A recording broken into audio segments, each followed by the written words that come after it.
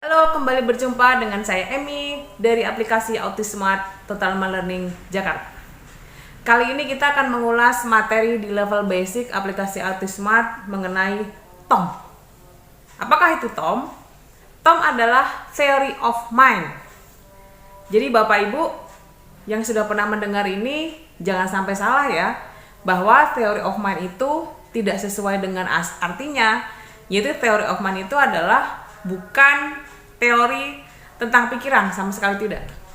Tapi theory of mind itu adalah skill atau kemampuan yang tidak dimiliki oleh anak autis pada umumnya. Lalu apa sih artinya theory of mind itu? Begini, sebelum saya sampaikan definisinya, saya akan berikan contoh dulu mengenai theory of mind. Pernah ataukah tidak Bapak Ibu orang tua dan rekan-rekan terapis autis pernah mendapati klien Bapak Ibu atau putra-putri Bapak Ibu ketika berada di tengah keheningan dia tiba-tiba tertawa sendiri?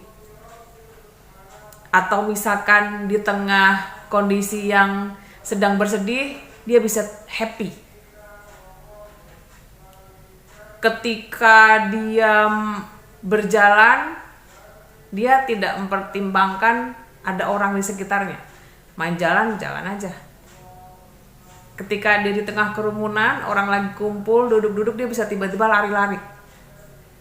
Apakah pernah Ibu mendapati putra Bapak Ibu kondisi demikian? Nah, itu artinya adalah mereka tidak memiliki TOM. TOM atau Theory of Mind adalah kemampuan untuk memahami apa yang dipikirkan oleh orang lain dan kemampuan untuk memahami apa emosi yang dirasakan oleh orang lain.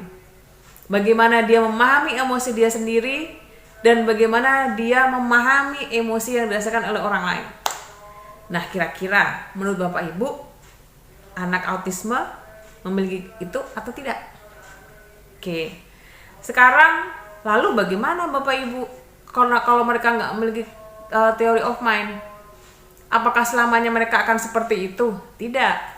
Theory of mind itu sangat bisa diajarin, sangat bisa dilatih. Melalui apa?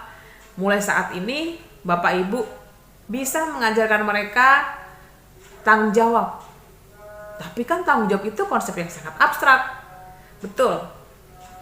Bapak Ibu sangat pasti tahu bahwa anak autis itu sangat rigid dan mereka bekerjanya sangat terpola. Artinya mereka sangat menyukai segala sesuatu yang sangat konsisten. Segala sesuatu yang sudah sangat jelas. Mereka sangat tidak menyukai hal-hal yang tiba-tiba. Mereka sangat tidak menyukai hal-hal yang di luar kebiasaan yang mereka lakukan. Berarti bagaimana cara ngajarinnya ya? Gak usah susah-susah Bapak Ibu.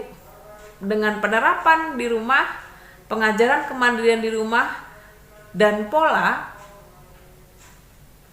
peraturan bahwa ketika bekerja dengan anak autis itu, dia harus menyelesaikan apa yang dia mulai.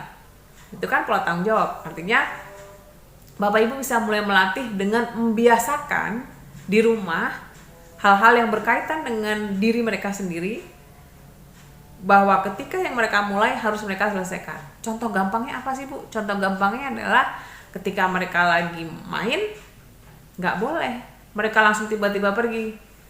Mereka harus selesai sampai menyusun kembali mainannya di tempat yang semula. Ketika mereka habis makan, nggak bisa mereka tiba-tiba lari.